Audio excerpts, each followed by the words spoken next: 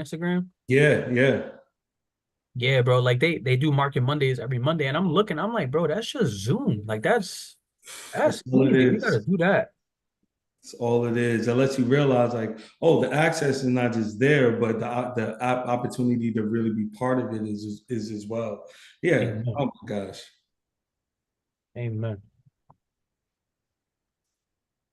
Hold on a second. Let me keep. I just gotta switch my account, and then I'm gonna grab my phone just to make sure we live. No problem. Okay, got it. Hold on a second.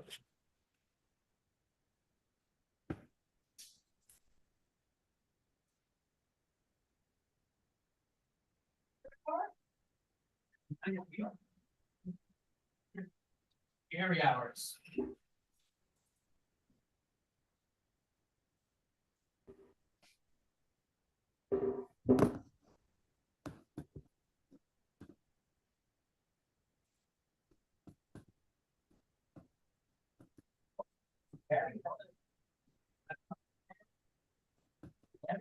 Everything.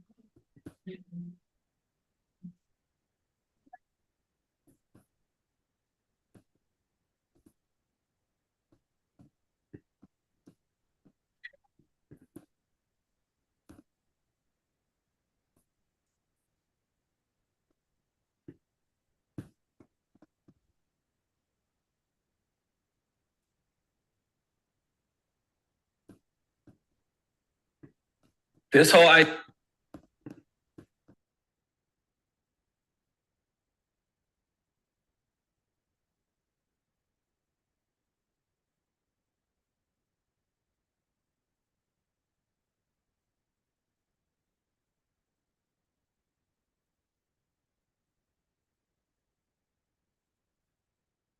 Mhm.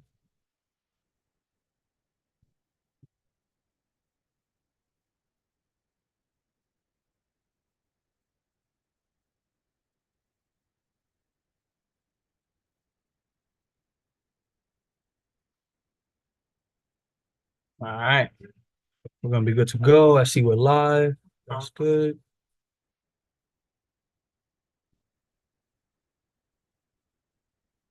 All right, bro, let's rock. Happy Tuesday, everyone. Another informal conversation on leadership and the different type of work that we're doing here in the Center for Leadership. My name is Drew. I serve as the director of the Center for Leadership here at the University of Mount St. Vincent. And really, the preface of this is just bringing on friends, colleagues, different leaders in different spaces to give information to all of you to continue to elevate each one of you as leaders. So today we got Eli from the Two Alive Tour. He'll be talking about all his different types of work, along with emotional intelligence, and then different parts of his leadership as well. So happy to have you, bro. And then you can get straight into it. Appreciate you.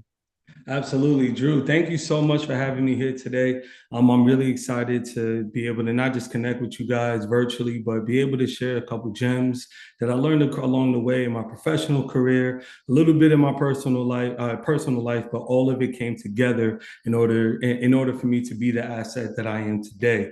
I know you guys probably don't hear people call themselves assets all the time, but it really is a mindset. And here at the Two Alive Tour, we're all about making sure that people not only feel excited and celebrate getting themselves out of bed each day, but also being energized to focus on the things that bring them joy. So, a little bit about what we do.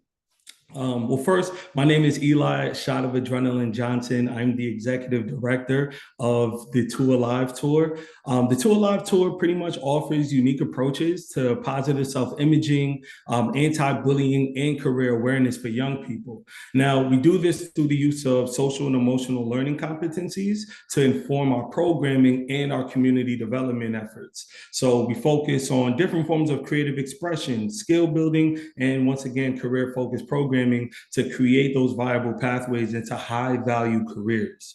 It's one thing to just get a job, but it's another to know how to sustain it, how to really make sure that you have that balance of wellness so you can actually keep the bag.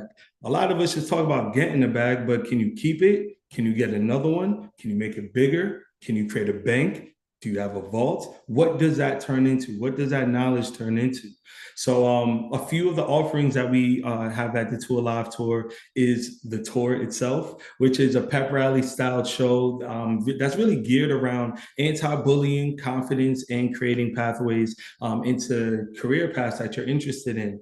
Now, because we work specifically with high school and college students, we've been able to really have those experiences be in the building. So we'll go into a school, we have DJ Zero, our in-house DJ, come through because music is such a major part of healing. So much so that when you think about anti-bullying or positive self-imaging, most of it starts with feeling comfortable within your own skin. That doesn't change when it comes to going after the job you want. So we focus on the SEL and the holistic stuff because we want to make sure that you can sustain the opportunities you're getting. So during that show, we bring on we do one-on-one interviews with a myriad of different professionals, from the music and entertainment side to technology to finance to architecture. We've had some amazing guests come on, and through that, not only are the students able to see where those folks started at, the adversity they went through, but how they were able to sustain with the success they have now. So that's a really awesome in-person experience. Of course, we have the Tour Live Career Experience, which is a program that guides students as they build impactful career and entrepreneurial experiences through internships, job shadowing, and just professional network development to prepare them to enter the workforce. Full transparency, we're not just looking to place people, in internships. We're looking to provide people opportunities to make money sooner, to get to the career goals that they see sooner.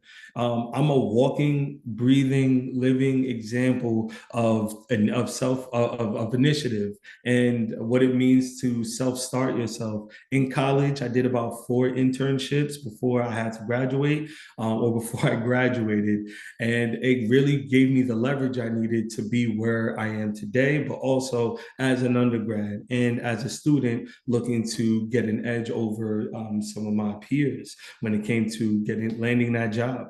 And lastly, we have curriculums. The first one is the Ironclad Intern Curriculum, which is a blend of social and emotional learning principles and some really cutting edge professional development skills that's specifically designed for business and leadership oriented students.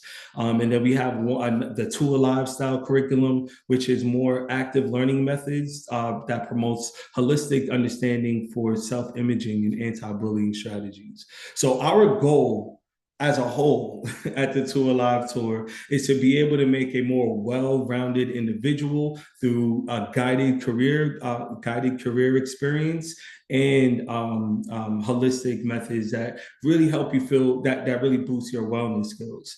So I wanted to come on here today, not just to talk about what we do, but really show you guys how real some of this programming is in accordance to the real world, quote unquote, real world. So let's be honest, what's the difference between the world today and the world 20 years ago? Let's think about it professionally. What's the difference? I don't know. I would kind of say the difference between like 20 years ago and now is that I think there's a lot more people working. So with a lot more people working, maybe there's a lot more point of views, perspectives, ideologies. Right. And I will also say, as opposed to 20 years, I will also say there's a wider range of people working together from different generations. Gen Z, the baby boomer, like they're all in the same place. Yeah, it has truly leveled the playing field in so many ways, and the thing, I guess if we had to narrow it down to 2, I would say access to technology, which piggybacks on what you spoke about just now, Drew, and 2, access to direct resources, meaning we don't have to go through 5 different middlemen just to get to what we need. 20 years ago, the ability to connect with the social or the professional circle that you desired was highly determined by your environment or your proximity to the action. Now, we happen to be in New York where there's a lot going on, but we all know, especially the ones that are living here, just because you're here doesn't mean you're in the mix. So now you can be on the mix through your phone. All I got to do is just put in my PIN code, get right to it. But today we have platforms like LinkedIn, YouTube, Instagram, and more, and a lot more that allow us to be everywhere at once and build our digital community. Keyword being community. So as we dive deeper into a skills-based economy, the advantage that we have is the ability to cultivate our professional experience on our own terms. So let's back up a little bit. What's a skills-based economy?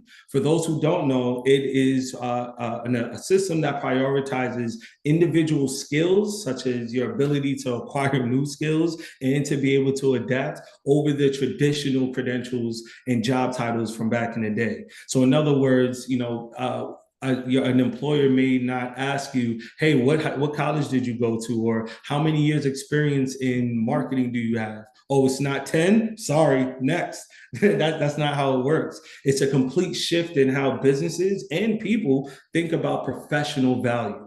That's what a skills-based economy is.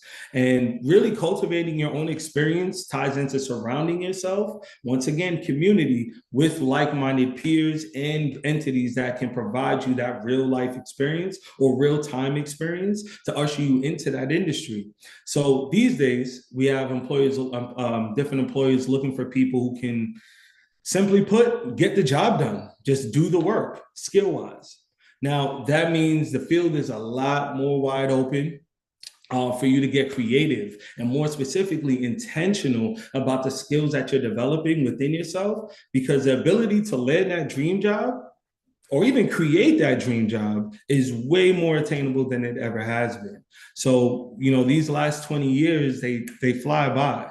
20 years ago, we can name a couple things that happened, albums dropped, movies that dropped, but can we think about 20 years from now and how fast that's gonna move? And what is going to be the norm then that's already the norm for me now? A norm for you now is a computer, getting that digital literacy skill up, so. I love those points. I remember reading an article on LinkedIn that like 20 years ago, the jobs that we have now weren't even thought about. So like a creative social media manager, a data analytics in terms of social media trends, or like anything in that sense. So it's just crazy to see how quickly or how long 20 years sounds. However, it's so quick in terms of developing those skills for sure. Absolutely, absolutely. And I mean, look, it can be daunting. It can be a really daunting thought to think, okay, well, I don't know what I want to do this weekend, let alone 20 summers from now. Like, who knows? But the first way that you can start the process of leveling up your mindset is identifying and leveraging your skills as experience. All that means is taking into account all of the things that make you awesome, the things that make you, you. What makes Drew dope? What makes Eli dope? And more specifically, what are some of those things that I'm good at that I might be taking for granted? So for example, like say you know your way around social media so well that researching the latest and most accurate pop culture news and spotting the new trends before they pop up or before they land, that's a transferable skill. Like the research and development is a real livelihood. Data analytics is a real livelihood. And I mentioned leveling up your mindset earlier because success is a matter of perception. One thing that we tell all of our partners here at the Tool Live Tour and the students is that first, before you start, define what success is for you, both today, the end of this week, and a year from now. What does success look like? And if a year from now you see that everything lined up, do it again. Success is just about copying and pasting the formula. If something else changes, all right, we tweak it, and then that's the new formula. It's just about copying and pasting and understanding yourself so well that you feel valid, self-validated, and you feel complete once you get to the destination that you saw for yourself. And the second, just to keep going, the second thing would be internships. Internships are the cheat code to the promised land. I can't stress it enough, but sometimes those are the things that we take for granted. The access, 20, maybe even 25, 30 years ago, being an intern wasn't as, or maybe it was more important because that was the only way into the business. there wasn't LinkedIn, there wasn't Reddit, there weren't all these other platforms. So maybe it was more important then. But now we have to remember, especially for younger folks now, to understand that in order to be a player, you have to at least be in a building. There's one thing to know the game, but you got to at least be there. So having the skills and that savvy to get the job done is one thing, but putting it to the test in the field is another. So how do I say this? It's not always possible to jump straight into the game, but internships are the way to actually get into practice. That's the way that you get ready for the big show. And being an intern is not the bottom of the totem pole. Sometimes we think, oh man, we got to put up 1,000 shots. All right, bro, I can shoot. Yeah, you can. Everybody can shoot. Everybody can shoot, but can you shoot when it matters? Can you make it when it matters? That's the equivalent of having those soft skills, those hard skills, those digital literacy skills that are just so well ingrained because of the era that you happen to exist in. Take advantage of it. We know computers like the way folks back in the day knew how to plant seeds. I hate to say it that way, but it's really it. That's really it. That's facts, bro. And I love that idea of teaching these new skills because, again, when I post on Instagram, like things that we don't learn in college or in academia, period, high school, elementary, middle school, like these are the things that are going to take us far. Like transparently, we had our business accreditation come on campus, our business major accreditation come on campus yesterday, and we did a virtual call. And long story short, they were talking about like how was our experience as a business major at the Mount, any takeaways, any way that they prepared you, X, Y, Z. And I give a lot of credit to our business department here for the work that they've done with me, also the other business majors. But there's the one thing that they hit. They said, where do you feel like the gap was like not met with our education of business majors? And I said, to be real, like how to deal with like office politics, how to like play the game, how to like network correctly, how to get yourself into rooms that you may not be invited to, but can still get in. And these are all things that you're talking about. How can you leverage your like dopeness in a sense of who you already are on your resume, on LinkedIn, on social media to get you into those rooms, jobs, and internships. But it's great work and it's a great like full circle like understanding of that. Yeah, absolutely. And being there is one thing. Like we always hear the term these days, being I got to get a seat at the table or you got to be in the room. In one of my internships, I interned at Rock Nation a couple of years ago, or my senior year of college. And one of the biggest lessons I learned from there was don't sit at the table unless you have something to offer. So it's like you're already in the room. So you gotta be okay and accept the fact that you made it to the room. And that is 75% the battle. So if we see you in this room, that imposter syndrome that you feel, that anxiety that you feel, you know where that's coming from? You and you only. And that's okay, because maybe this is the first time that you're in that room. And maybe you're the only one that looks like you in that room. Maybe you're the youngest in the room. Maybe you are the least experienced in the room. But equivalent to the equivalent to being an intern in that sense is that you actually have a bird's eye view into the inner workings of that system. So because you ideally, would be entering that internship with your own strengths or entering that room with all the strengths that that's the place where you can add value.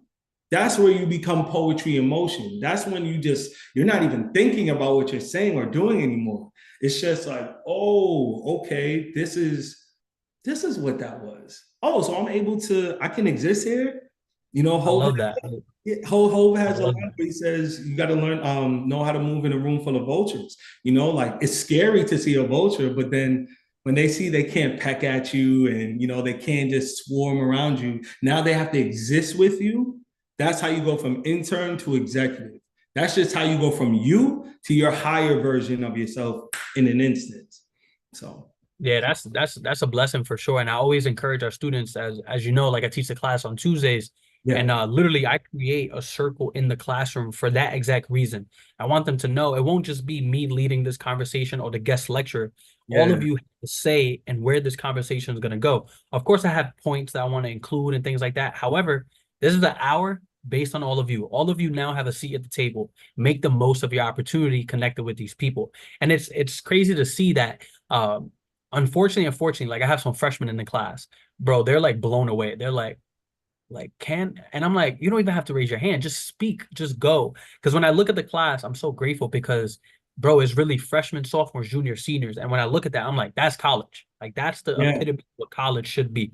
Everyone coming together and learning.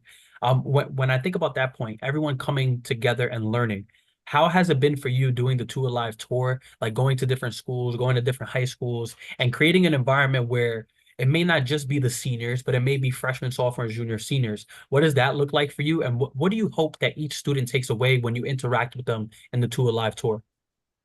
So, the first thing that comes to mind is finding the commonality that everybody has that doesn't depend on how long you've been in school or or a grade. And that's why we start off the day with, I am so glad. You know what, everybody? I need everybody to make some noise for the fact that you got out of bed today. Because you getting out of bed and coming to the school means that we all now have the same opportunity to grow. And once you start to see that your opportunity is no different than the seniors, this is my third week as a freshman in high school, and all these seniors and all these, it can be daunting, but even halfway through the year, maybe a week before the end of the school year, you could still feel inferior to yourself because you're not competing with the senior, you're competing with yourself. And the feeling that that we always strive to give to our audience members is a feeling that, your value is what you say it is. And a lot of seniors, they go through senioritis. Hey, I'm about to enter a whole new level of life or chapter of life. Am I ready for that? You don't think that freshman thinks the same thing? They just came from middle school. Their parents were probably just picking out their outfits. Now I got to worry about paying for my textbooks and my own food. We may be at different at different crossroads in life, but it's all along the same path. And especially in high school, nothing is new under the sun. So we really try to make sure everybody feels included in the sense of we all have been in the space that we're talking about now. There's just levels to it. So. That's sick, bro. How long have you been doing this work? Oh man, so 2018 we kicked off the first show. We went up until COVID. Of course, we know the pandemic happened, so we slowed down a little bit, but it allowed me to change the direction a bit, which was implementing the curriculums, boosting the Two Alive career experience to a place where it's not just you're doing an internship for 8 weeks, but you're following this week by week curriculum that's really driving these skills home, but also getting an idea of who you are. So with that, now we're able to create more of a community amongst all the students. So say there's some students on Long Island, and some students in San Diego, some students in the Bronx, some students in St. Louis. Now all of you guys have a network of young, like-minded peers that can help each other out, whether it's with business plans, where you're going to school.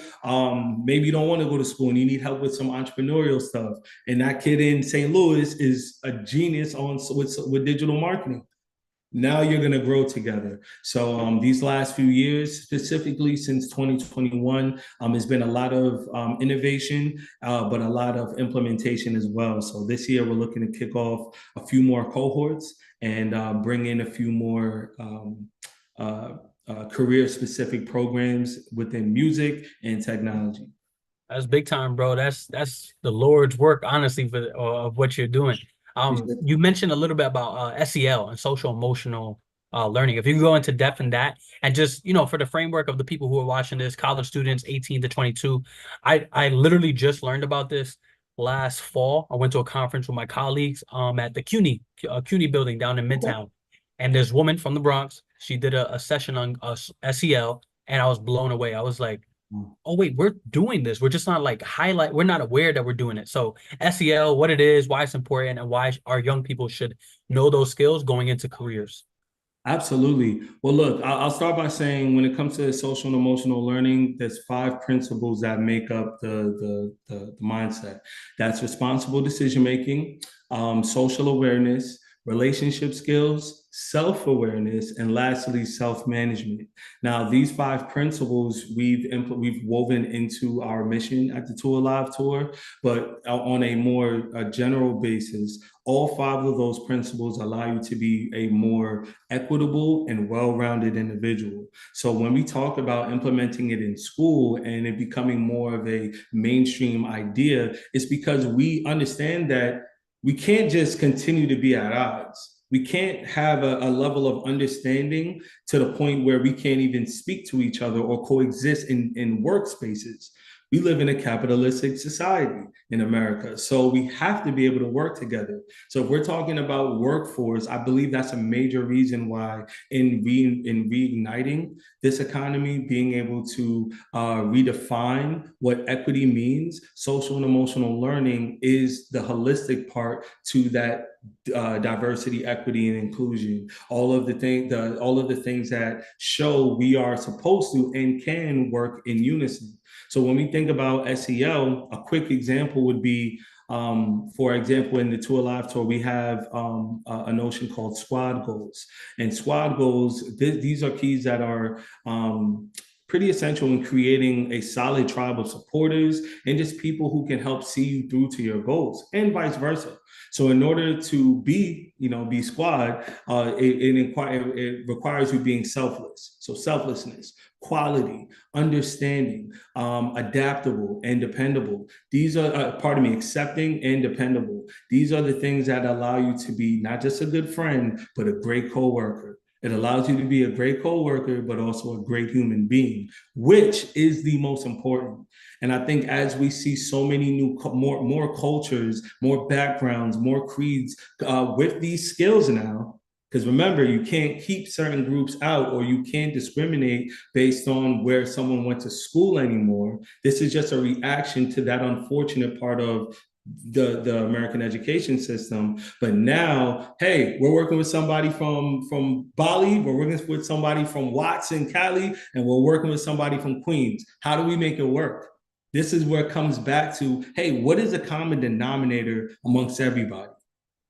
The skill? Great. Now we can do some icebreakers. Now we can do some more SEL-based practice, team building practices that show people that we're still people, even though we have a professional goal to meet. So I'm so happy that SEL is way more spoken about, because I think it was and is the missing piece to a lot of the success stories that never were in the past.